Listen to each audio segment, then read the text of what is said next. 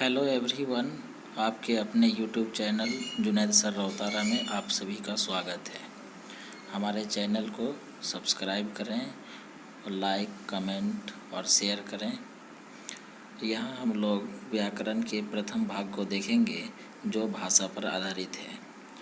पहला प्रश्न है, हिंदी लिपि में लिखी जाती है, अर्थात हिंदी कौन सी लिपि में लिखी जाती है। पहला ऑप्शन है रोमन, दूसरा ऑप्शन है देवनागरी और तीसरा ऑप्शन है खरोष्ठी।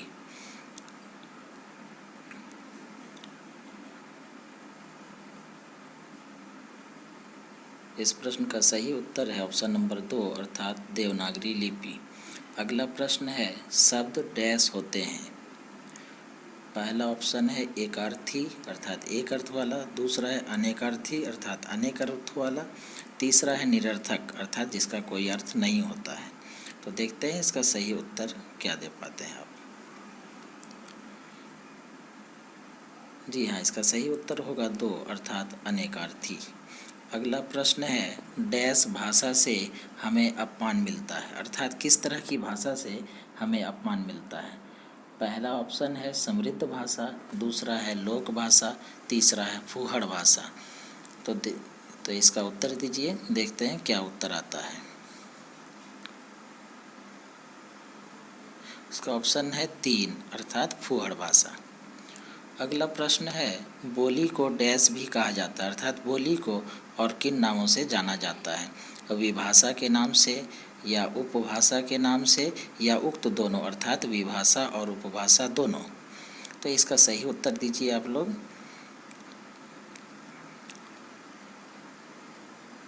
इस प्रश्न का सही उत्तर है 3 अर्थात विभाषा और उपभाषा दोनों। अगला प्रश्न है, भाषा डैश होती है, यानी कि भाषा क्या होती है। पहला ऑप्शन है परिवर्तनशील, दूसरा ऑप्शन है अस्थायी और तीसरा ऑप्शन है निश्चित। तीनों में से कौन सा सही होगा, इसका उत्तर देना है आप सभी को। तो जानते हैं इसका सही उत्तर। इसका सही उत्तर है 1 अर्थात परिवर्तनशील, भाषा परिवर्तनशील होता है। अगला प्रश्न है, हिंदी भारत की डैश भाषा है, यानी कि हिंदी भारत देश की कौन सी कैसी भाषा है। प्रथम ऑप्शन है ब्रजभाषा, दूसरा ऑप्शन है संपर्क भाषा और तीसरा ऑप्शन है राष्ट्रभाषा। इसका ज़रा सोच कर जवाब देंगे आप सभी। तो दोस्तों इसका सही उत्तर है संपर्क भाषा। अगला प्रश्न है, विश्व की मान्यता प्राप्त कितनी भाषाएं हैं, अर्थात विश्व में कितनी भाषाएं ऐसी हैं जो मान्यता प्राप्त हैं। प्रथम विकल्प है 179, दूसरा विकल्प है 2796 और तीसरा विकल्प है 400। तो आइए जानते हैं इसका सही उत्तर क्या है। इसका सही उत्तर है ऑप्शन नंबर 2 अर्थात 2796। अगला प्रश्न है, भाषा व्यक्त करने के मुख्य रूप से डैश तरीके हैं, अर्थात अपने भाषा को व्यक्त करने के कितने तरीके हैं, कितने तरीके से हम लोग अपनी भाषा को व्यक्त करते हैं। पहला विकल्प है 2, दूसरा विकल्प 4, तीसरा विकल्प 3। तो आइए जानते हैं कौन सा विकल्प इस प्रश्न का सही उत्तर होगा।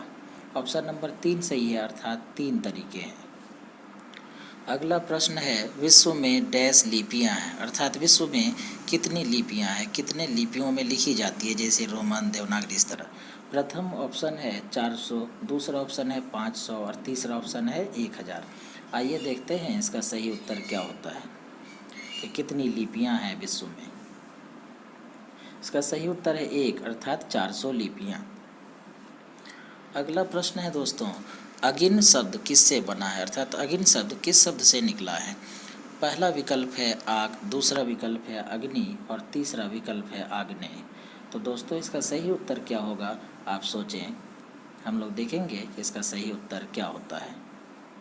आइए जानते हैं इसका सही उत्तर। इसका सही उत्तर है 2 अर्थात अग्नि।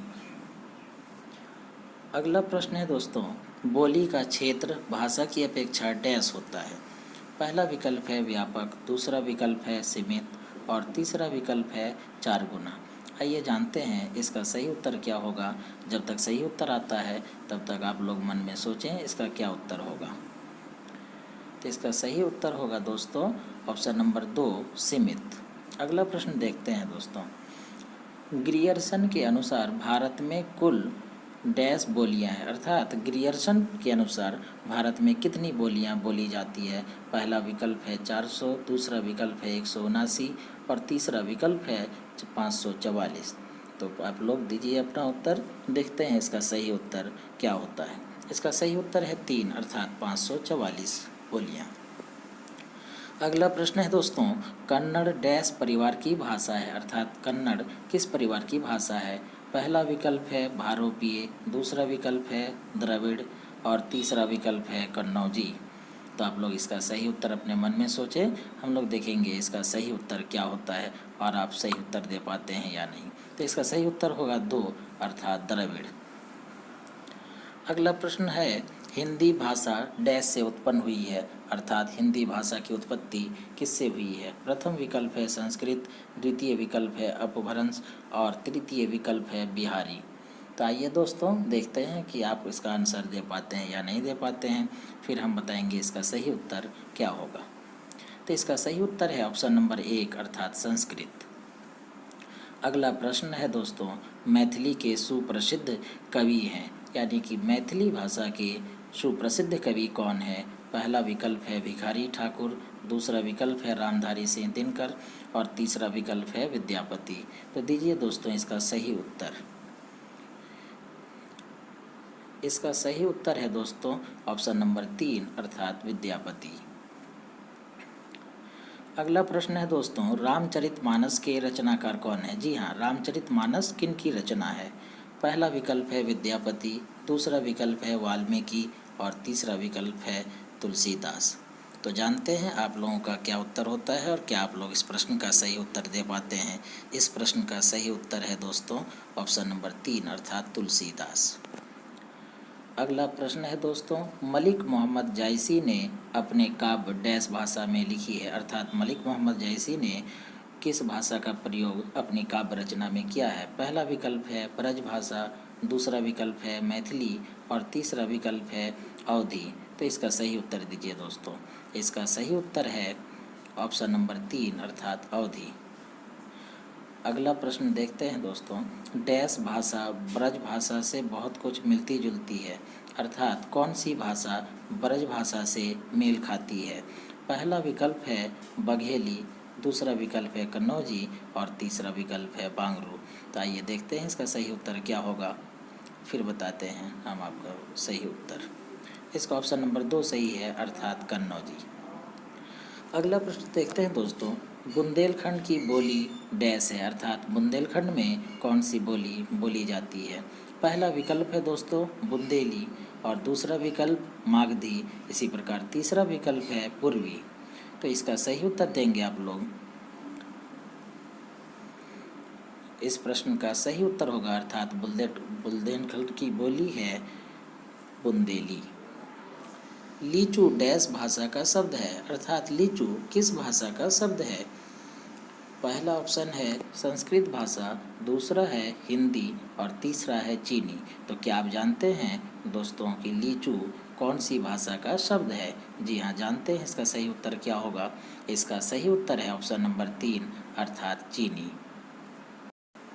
तो यह वीडियो आप लोगों को कैसा लगा आप लोग ज़रूर बताएं दोस्तों, और अपना कमेंट ज़रूर दें, और अगर वीडियो पसंद आता है तो उसे लाइक करें और अपने दोस्तों को शेयर करें ताकि उनको भी लाभ पहुँचे। धन्यवाद दोस्तों।